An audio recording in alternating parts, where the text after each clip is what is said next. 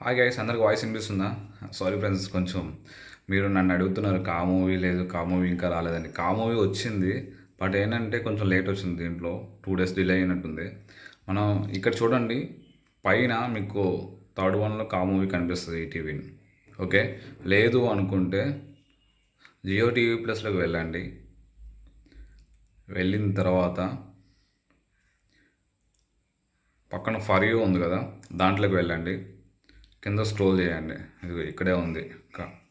మీకు కింద స్క్రోల్ చేసిన ఇక్కడ మీకు రీసెంట్గా యాడ్ అయినవి కనిపిస్తాయి మూవీస్, న్యూ యాడెడ్ కానీ రీసెంట్ కానీ. సో న్యూ యాడెడ్ దాంట్లో చూస్తే మీకు కనిపిస్తుంది కా మూవీ, ఇదిగోండి.